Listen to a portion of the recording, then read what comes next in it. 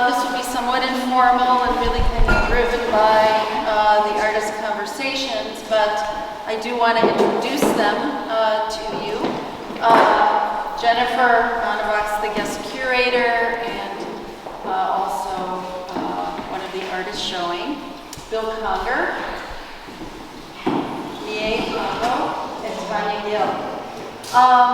We were talking about whether I should make more extensive introductions because kind of conveying bio is a little time consuming, and it's something that actually you can read. We've got information on our flyer, we've got the catalog, which I'm walking around with, but I'll put it away and then you can read it through for more details about their backgrounds and their careers. But we were thinking that we would just start off right away, and that really the conversations here are probably of more interest for you anyway. So with that, it's kind of quick, but Jennifer, I'll pass my hat to you.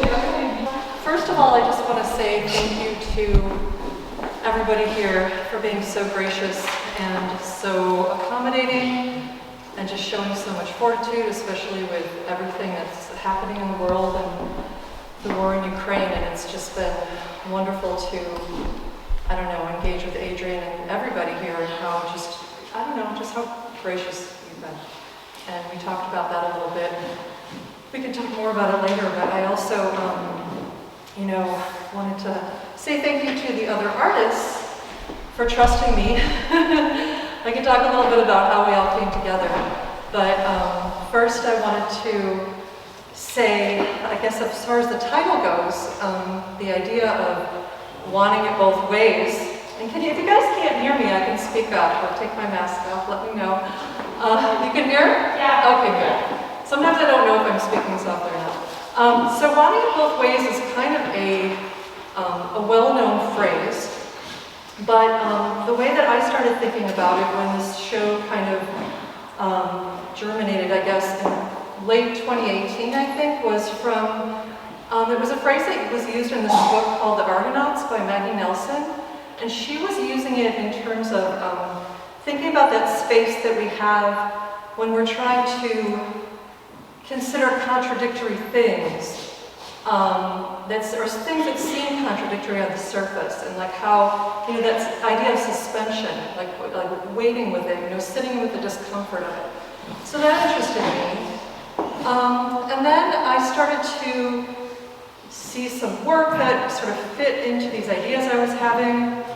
And I was thinking, I've worked in the past in my own work with fragments, remnants, what you might call leftovers even, or pieces of things, components.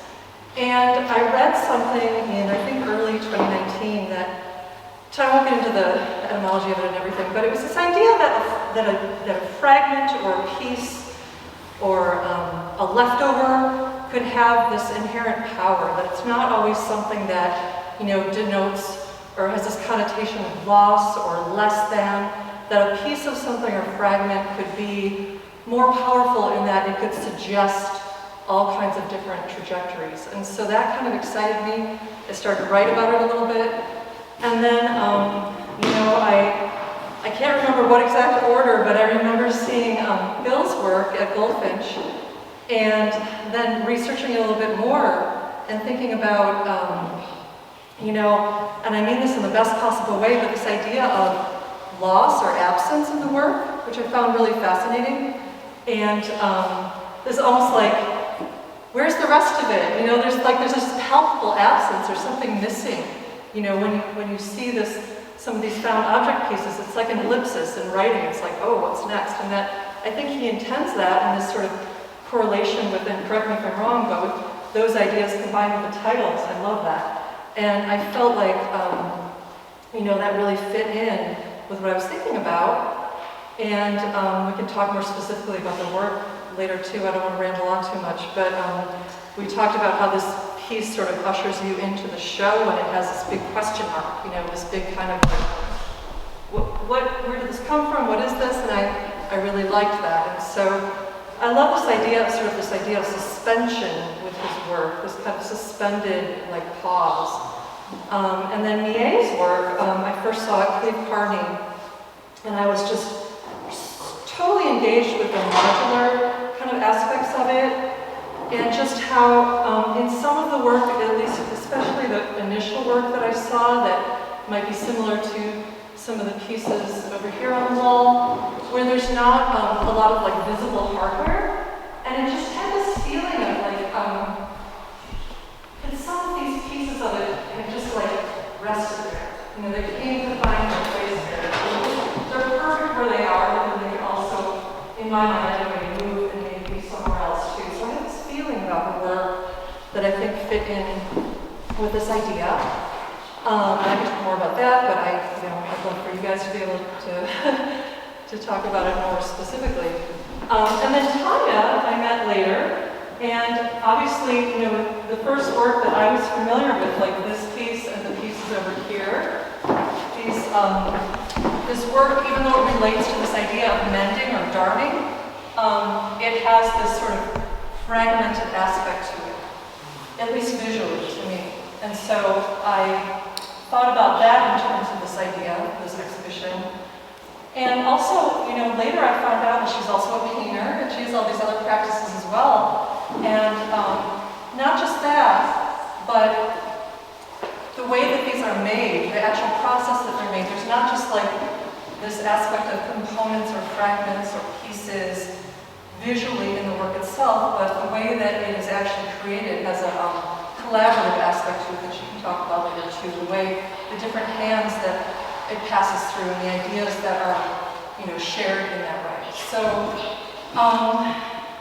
just want to kind of introduce, sort of set the foundation for, what I was thinking, and hopefully that makes sense, but I'm happy to clarify or answer any questions. My own work, just briefly, is really engaged with this idea of the fragment and boundaries, kind of places where things collect, and sort of what are those boundaries between them, and what are the things that like collect along the edges of things.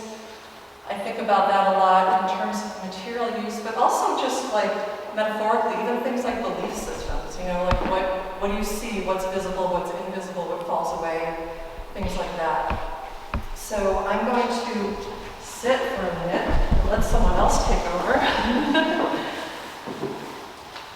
So if you guys if you have any response to what I said, or if you think that maybe I misrepresented, please let me know, because I gave a little snapshot. So I don't know, Bill, if you want to talk a little bit about the impetus for some of this work.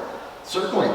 First of all, thank you, Jennifer. Well, wonderful exhibition. Thank you to the artists. A wonderful dialogue, I believe, that is happening within the kind of construct of the show. And of course, thank you to the Ukrainian Institute of Modern Art for this lovely space. And thank you to all of you for being here today.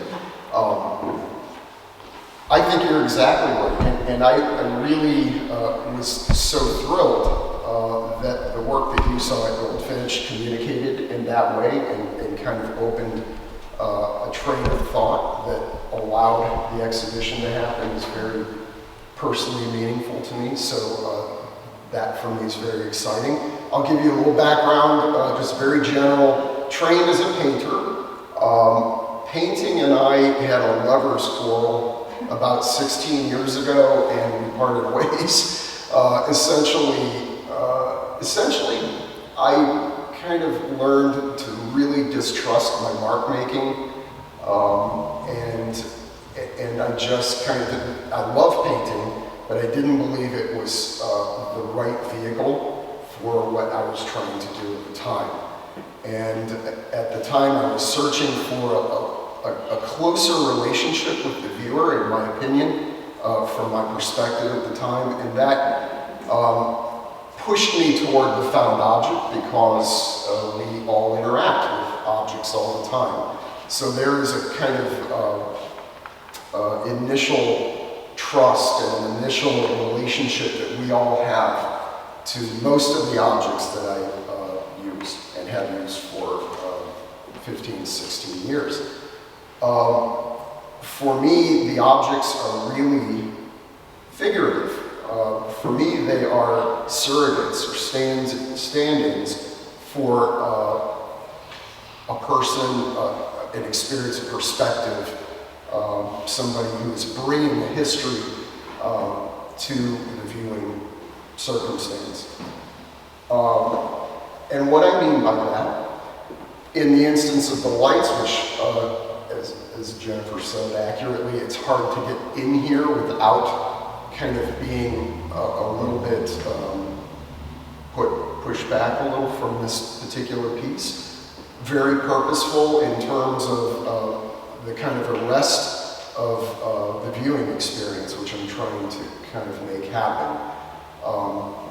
This particular piece in a room that does not have this type of trap lighting means something completely different. And I was excited to see this piece in a room that actually used fixtures of the same kind of style and antiquity, etc. Thereby changing the kind of nature of the work into now, instead of just being a surrogate for an experience, it is now maybe something real that you have to deal with, some event, a leftover.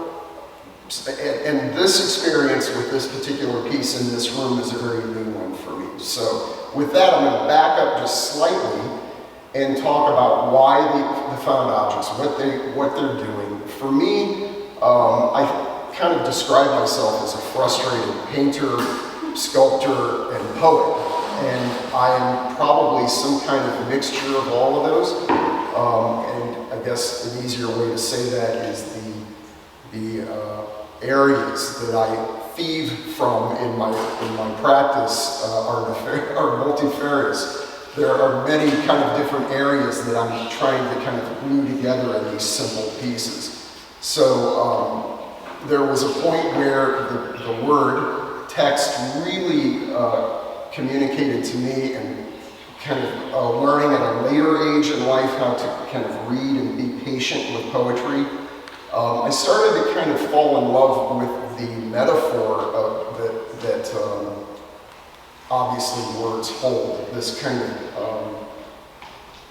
imbued meaning beyond itself that great writers can kind of create in their craft. I don't pretend to be able to do that, but what I do try to do is bring the text into the piece. So it's not merely a title. The title is really part of the work.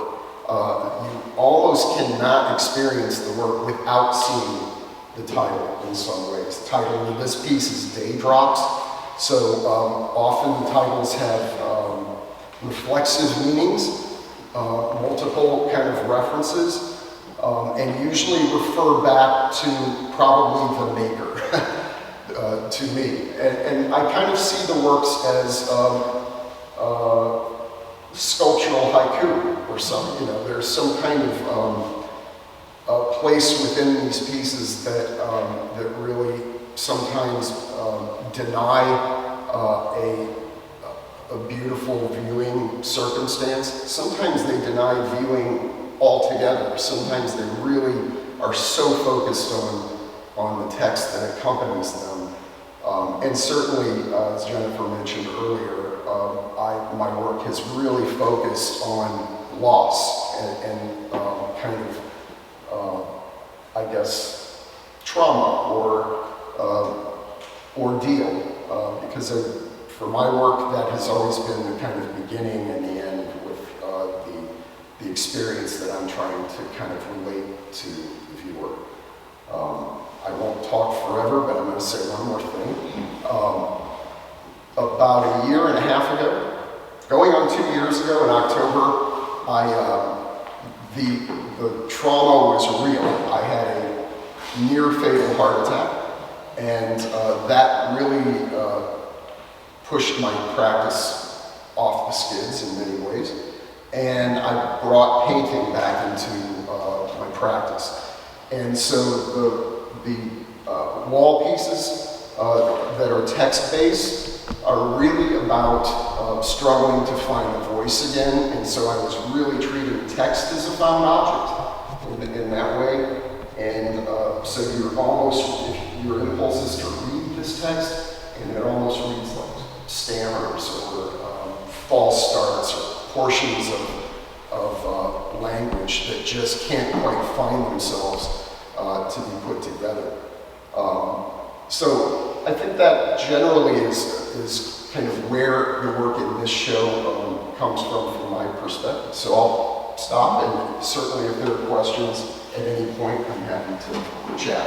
I'm glad you brought in the text pieces and the painting, because I was, yeah, me too. I just wrote down a few things. I'm not very good at speaking, so I need to look up my notes, and hope you don't mind. My name is Kongo. I'm originally from Japan. Let me give you a quick introduction. I'm originally from Japan. I grew up in the outskirts of Tokyo. Sorry, I need to take off my glasses to read. Okay.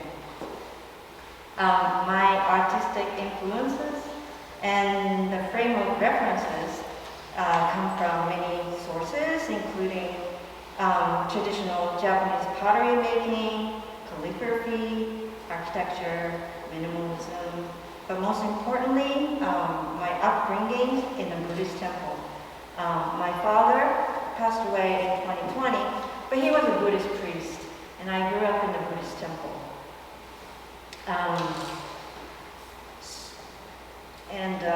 I've been primarily working with ceramics. I've been working with clay for many years. And I started as a potter, making functional pottery on the wheel for many years. And after some years, it was just a little bit difficult for me I realized that what I like and what I make are not always the same. And it was difficult for me to find my own voice in making pottery. So I started making sculptures, more non-functional pieces. And today, I make porcelain objects. Brick blocks are made with porcelain. And also, I use other mediums, wood, metal, felt, paint, glass. Also, I use a 3D printer. So this piece right here is a 3D printed plastic object. My work is concerned primarily with form, space, composition, volume, and the surface, balance, and materiality. My sculpture is essentially abstract. And in general, my process in making art is intuitive and then deliberative once an idea emerges. The exhibition statement that Jennifer wrote for the show was exactly matches to how I work. So I want to talk about my process a little bit. People seem to be very curious about how I make my sculptures and ask, how do you begin? And there's always something to begin with for me. For example, like a lot of painters say they have their image bank. So they use shapes or forms from those image banks and use them in the paintings. But it's the same thing applied to me, that I have sort of like a shape bank or fragment bank, and I use items from the fragment bank to begin with. I'm going to explain a little bit more. So for example, let me explain. I made this sculpture first, and someone gave to me this 3-inch thickness rectangular board of this beautiful basswood. Okay? And then I wanted to cut this triangular shape with this nice curve on one side, and I did. And then this piece is what came out after cutting this triangle piece. So I like that piece as much as this piece. So I didn't want to waste that piece, and I knew that I wanted to make a sculpture with that piece someday. So, so my work always continues that way. While I'm making, trying to figure out problems in one sculpture and try out many things. And then I do this and I like this, but then it doesn't work quite well with this piece. So I save this piece, put it in my fragment bank, and then I would use it later. And that could be the beginning of another piece. So that's how I work in my studio. I also go to my friend's furniture workshop once in a while, and they generously let me take all the scraps that they don't use, and I use those pieces as a kind of like an incentive to start a new sculpture. Usually, after I have after the show, I spend some time to gather materials for a new group of work.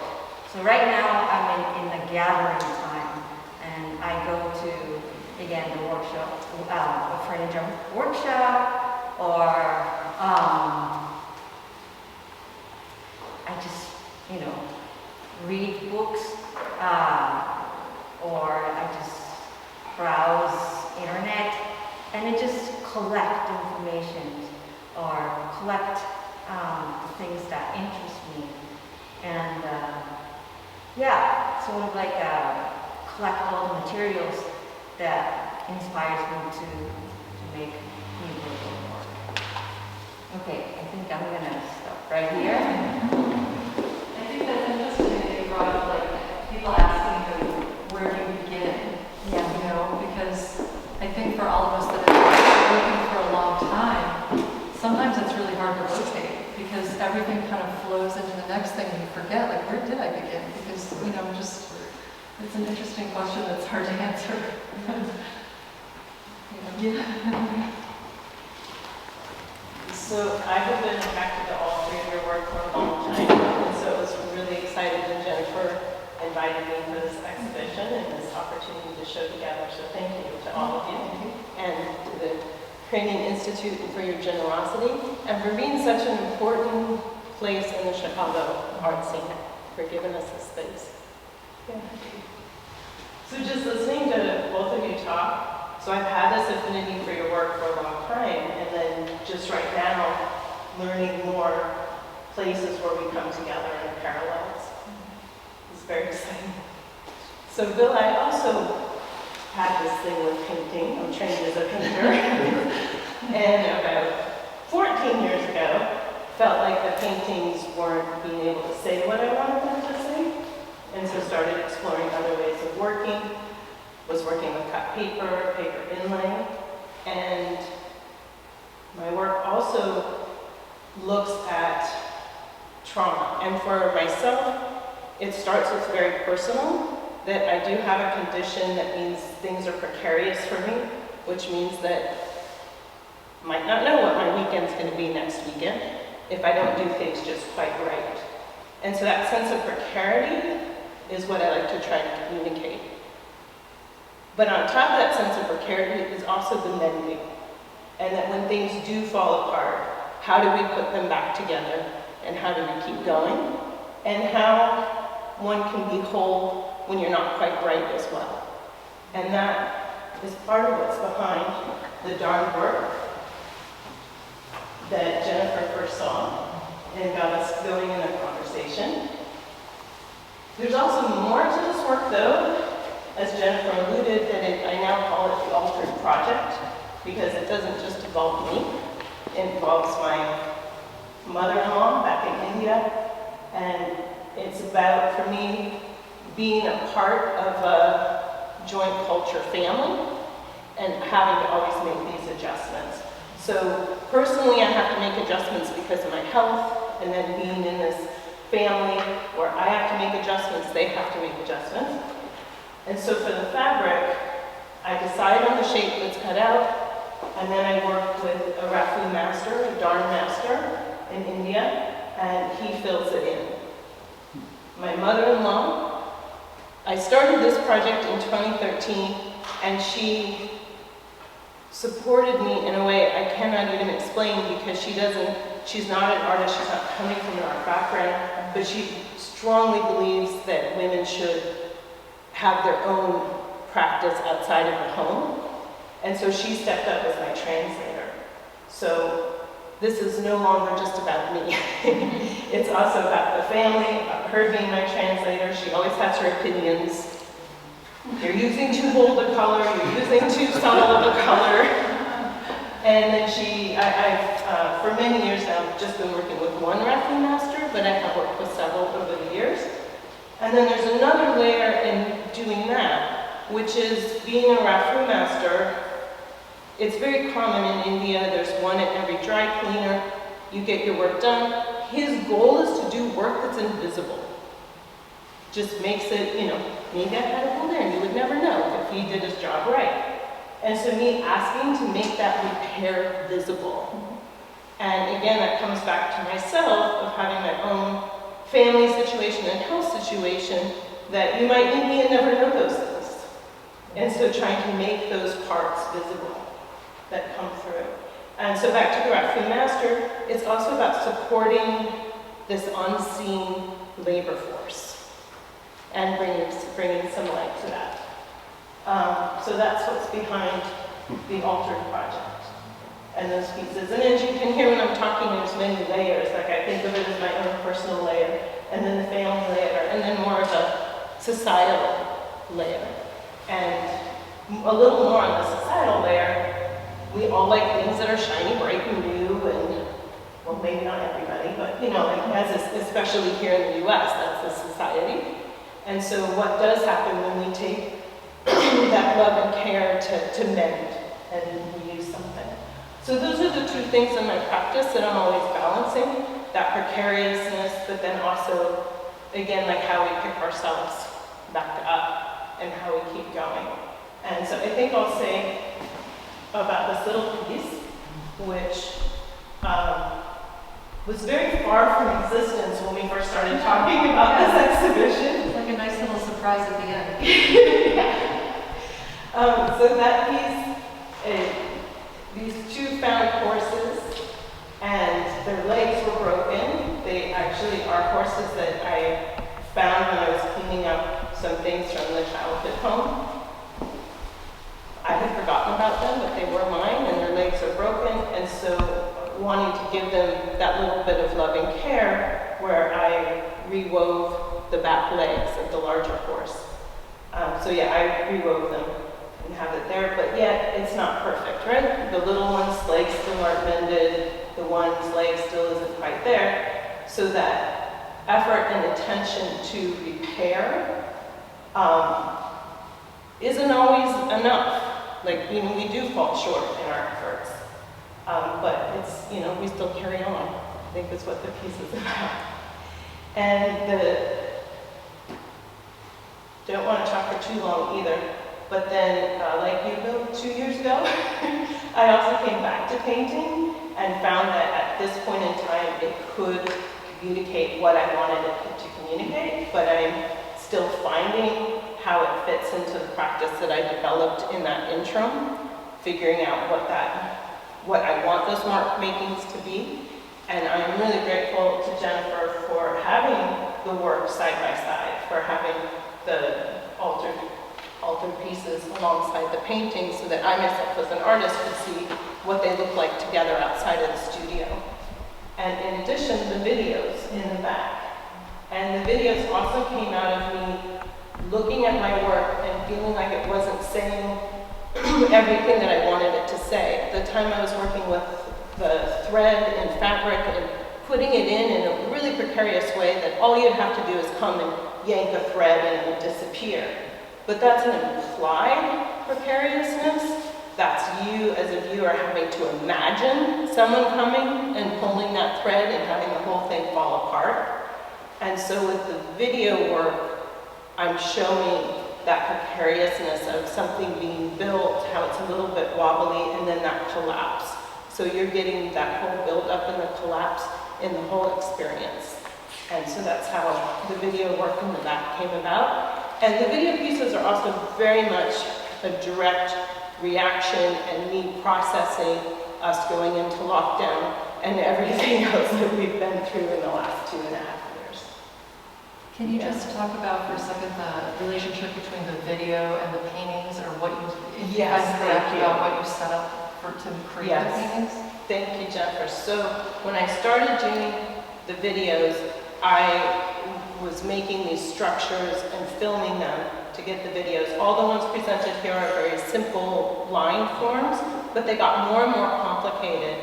And when they would collapse, I would take photographs of what that looks like getting that cell phone really in there as if one was that scale. And then those are the images that the reference images I then used for the paintings.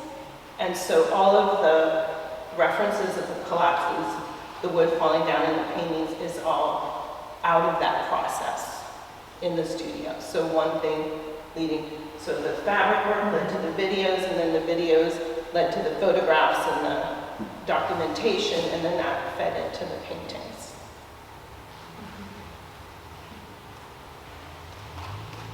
So happy later to talk more or answer any questions. Yeah, I don't know if since we've never all been together before, if we want to start, or also if we have questions about each other's work or specific pieces, or if any of you have questions. I mean, I have one before you switch topics. Is there more you would like to say about your work? oh. I guess I think that I don't know. I mean, I've already mentioned it a little bit, but I was thinking about like how things are transformed by the space as well, and how like seeing things in a different space really, and even just all this work together, how it all speaks to each other, you know, when we were setting it up. And I think like Tanya's piece on the wall over there next to my sculptural piece that's based on derived from a honeybee box, like I was trying to play with like where things go, and I put those there and I was like, whoa, that's, like we both went, they're talking right away, you know, so there are all these things that are happening, even though these works are made of such disparate, you know, materials in a way. There's a lot of variety here. I think that they really speak to each other. And I don't know, I want to, like the architecture here, it's so specific, and yet it's so adaptable. I think I was joking at the opening that this reminds me of like the room of requirement from Harry Potter, because you just like, you know, it just changes, like with whatever your needs are, and it just seemed like the show before this was very different, and this, you know, it all works. So I loved being able to use this area here to isolate this piece, and I mean just sort of bring us like an introductory sensibility to the space and the show. And I guess for this little niche over here, I've never shown these two together. I mean, the paper piece that's hanging on the wall, I created that as almost like a material study to start, and I wasn't even sure if it was going to be a piece or if it was a piece or anything, you know. And that's really satisfying for me to see how that could be something that now is really important to me, and be able to even use this little sort of box that I think as a pedestal that sometimes, I don't know if this is true, let me know, but in the gallery it's kind of like, what do we do with this? Do we acknowledge it's there? Do we pretend it's not there, you know? So I felt like that the glass piece that corresponds to that, I was originally going to have on the wall and then just decided to put it there. So there's things that sort of happened with setting up this show that really are kind of special, I think. Let's see, what else can I say? I think, you know, the beatboxes piece, like the piece that's on the wall over there, that sculptural, that was something that kind of happened over the COVID, over sort of the lockdown. I'm a beekeeper too, so I have these sort of raw, I guess, boxes where I go to pick up my 2 or 3 pound box of honeybees for the spring. And then once the bees are installed, these boxes are left over. And they were just sitting in my studio, and they were so like resonant and evocative of home and loss and all kinds of things. And I didn't know what to do with them, and I didn't have a clear idea, but then I just, I don't know, maybe we all came to this realization over lockdown. It's like, you know, just follow it, just kind of play with it, and that's what I did. And so those are really kind of newer for me. And then the piece that is over in the corner, kind of over there, by Tanya's painting back there, that's something that I've had in my studio that I've been working on for over a year, just like taking things out of it, putting things, like a bulletin board almost, you know, it's a weird sort of mapping. And even when I installed it here, I ended up like removing some things at the last minute. And I titled it Act as Usual because it felt like a real exercise in awkwardness of like, how awkward could this amorphous thing get and still be a piece? And so that's kind of what I was playing with. And when I started to sort of research the idea of awkwardness or social awkwardness, you know, things in conversation, like what do you do if you feel like we're stuck, or you feel like sensitive, or you feel vulnerable, or you feel like you're in a socially awkward situation? And one of the bits of advice was act as usual. I just thought that was funny. So, you know, that's sort of where that title came from. But I don't know if you guys have any questions or if you guys have any questions about individual pieces, because I know there's so much here. There's such a diversity of form as well. So we're just, you know, anything that you'd like to ask. I know we're kind of spread out here, so if you'd like us to get up and move together, we can do that too. Since we're a smaller group, you could scooch. Yeah. But we're happy to answer any questions. So in written music, you know, when you're trying to play whatever instrument it is, that the pauses between the notes are a thing. They're concrete. They're very important. They're just as important as the actual notes. And so I wonder if that has something to do with what you're picking up on. You know, the idea that we're open to absence and transition, and absence really isn't an absence. It's just kind of like, you know, something moving towards something else, maybe. I don't know. So that's interesting. Something the EA had said was about space, right? Formal work is often about negative space, positive space. I see a real, very, very concrete exhibitions of space in all 4 of your work.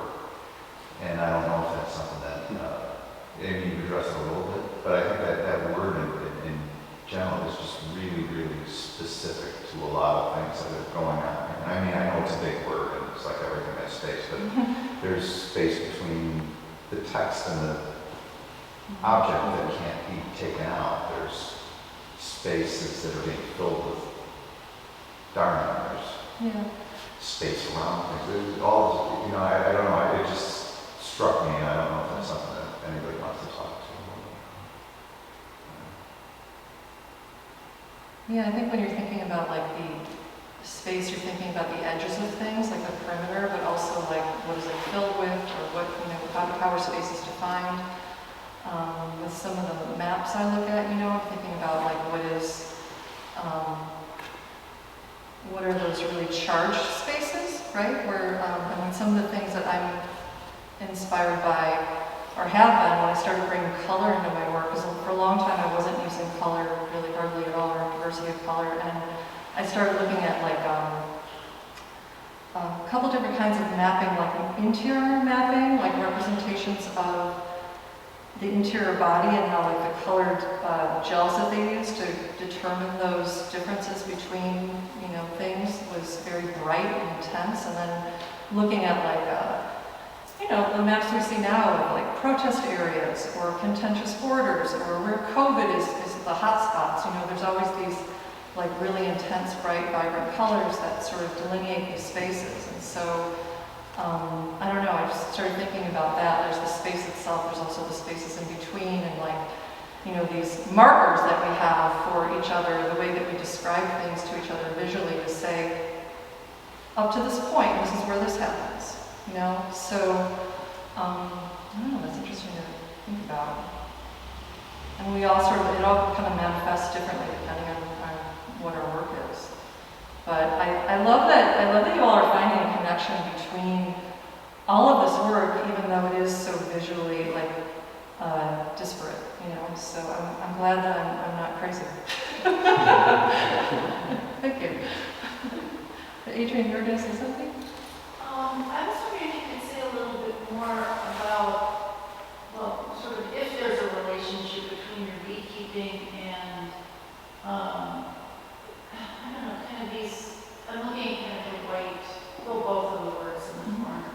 And I don't know, I kind of think about, you know, the beehive, the sense of compartmentalization, and also what, I'm not a beekeeper, but, you know, is there something, sort of the visual components of what a hive looks like and how that's built and how honey is, you know, appears in some parts of the comb but not others, and is it random, is it deliberate, and I just wondered if you could say maybe a little bit more about that. Is this me reading into it?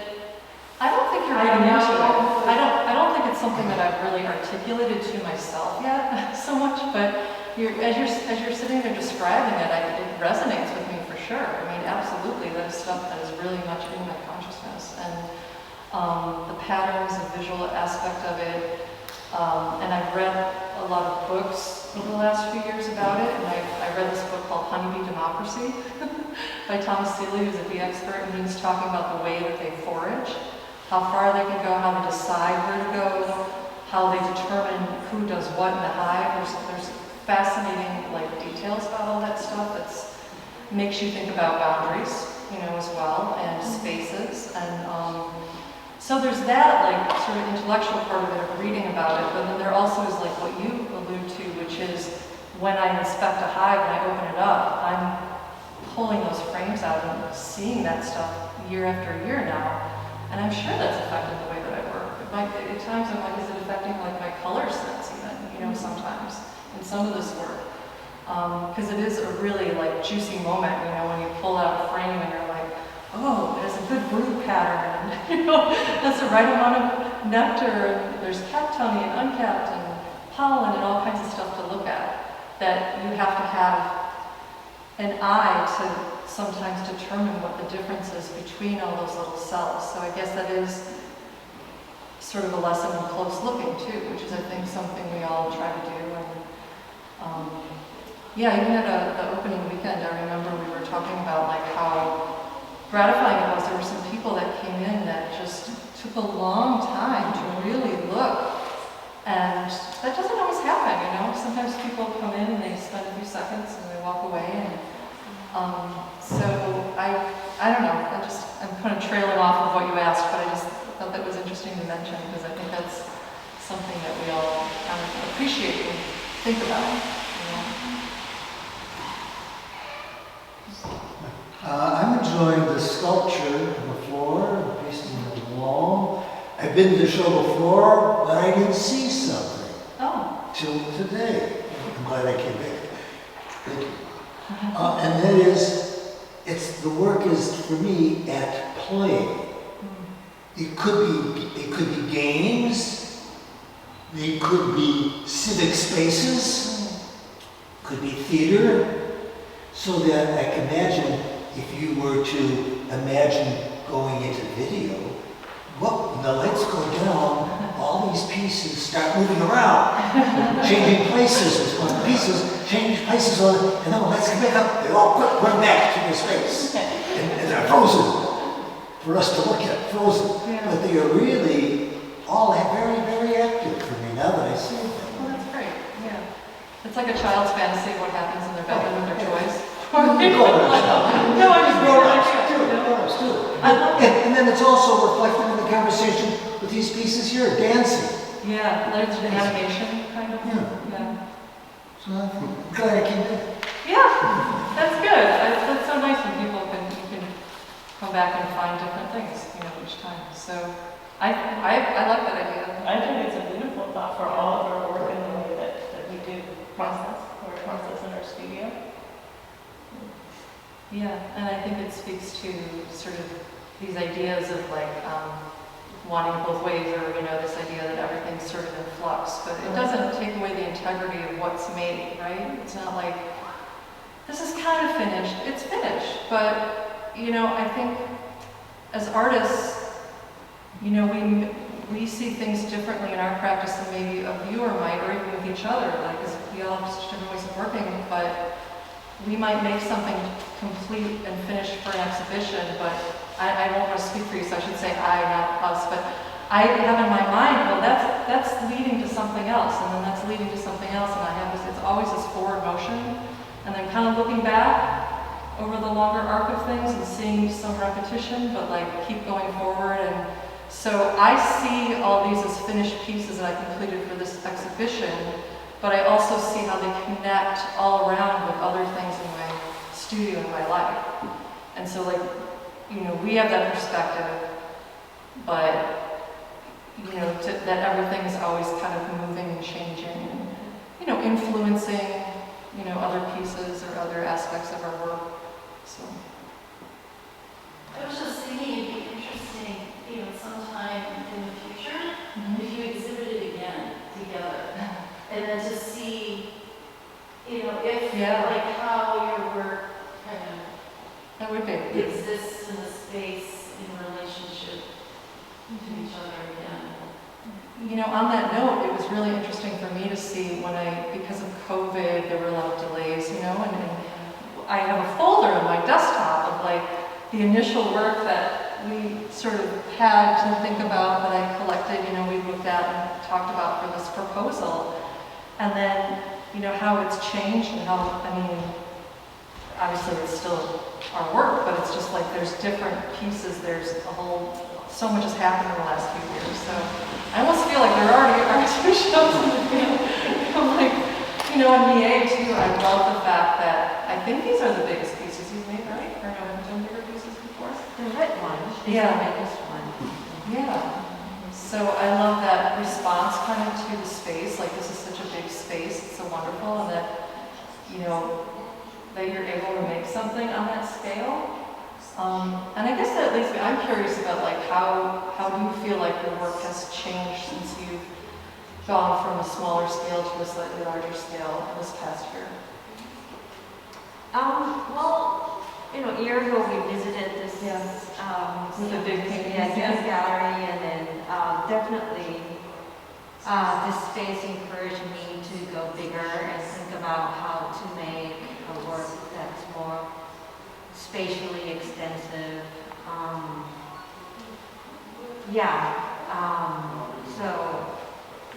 It was a bit of a challenge for me to go bigger, but I'm glad I tried.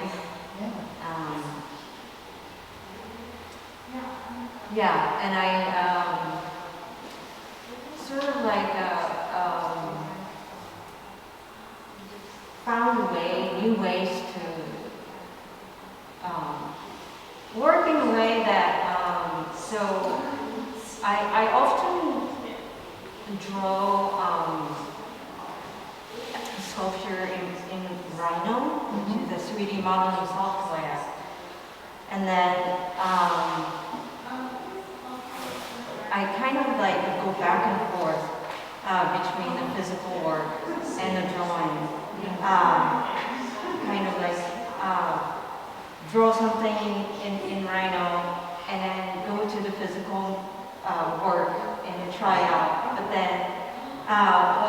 actions in the random drawing is materiality. So the drawing doesn't quite translate to materiality. Then if I try it with the physical models, I see it, and then it works in the drawings, but then actually it doesn't work in the actual piece. And then I go back and forth to solve the problem. And yeah, so and it was a challenging, but I found myself really enjoying that the process of going back and forth. And I think I will do that more. I will use that method of working going between drawing and the physical work, go back and forth. And I think I'll use that. That's good to know. I was wondering about that because your work shows such a sensitivity to the nuances of like texture and color and these different materials together. And I wondered how that was going to be, when you sent me those rainbow drawings. It's like so different to see it that way. Yeah. And so it totally makes sense that you would be going back and forth like that to really test materials, put them together, see what they feel like, what they look like. That's a really interesting space to kind of be in.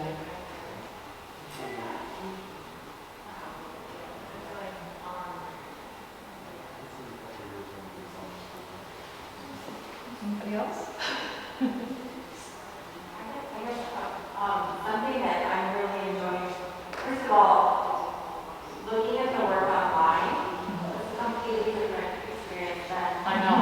I'm so glad that I made time to come today. Yeah. Because just the discussion about the fragments and the space is happening in each individual piece, but also in between, these connections. But I'm also just really interested in this sort of ambiguous balance that's happening between the intentional and the random in all of them, and that follows a little bit of what Bob was saying about the pieces just being frozen. Yeah. Because, in all of these things, it could go either way. So like kind of being open to chance or uncertainty or just, I just have found myself in front of almost every piece thinking, is this a dice throw or is this purposely placed here? This piece on the ground, of course, is an obvious example, but even your little snap fragmented pieces, paper pieces, do that often. The painting. yeah. The videos are absolutely a dice throw. Yeah. That's like one video out of 20 tries. Yeah. I love seeing those videos as a part of this too, because I think there's one that you added at the last because minute. I did it this year. And it is, I think it's the only one that has an actual hand in it. Yes. And it totally just brings a whole another layer to the idea of play, because suddenly you have scale mixed in, and so then they're almost like blocks or like toy-like in a way, and so it kind of emphasizes or underscores that idea of play that you guys have alluded to. That I'm glad that you can see that in there, that you could see the thinking, I guess, or the wondering. I don't know. I go into making with a sense of inquiry, and I think like a lot of us do, I know with students too, especially like if I teach an intro to art class and there are students there that aren't really engaged in art normally, or it's their first time really studying art, and there's an artist, Mutu, who I love her work. It's collage based, but it's also, she's done some video work. And she has, I showed this excerpt of her talking about her work to students because she talks about how the work sometimes really surprises her. And she's like, well, I don't really like this. This isn't my taste, but I did this, and I made this, and now it's telling me something. And so there's this dialogue, between what you make and what you're curious about. It's it's not always pretty, it's not always what you intended. And I think, I don't know, I mean, I think that makes sense to me. And I always show that to students because I think it resonates with this idea of like, yeah, we're not just like designing something and then just making it. There's always this in-between little play back and forth of like, is this right? Does this work? What does this mean? You know, so I enjoy that about everybody's work, you know, being able to see that in the finished piece as well. That it's not like, you know, caught in amber, you know.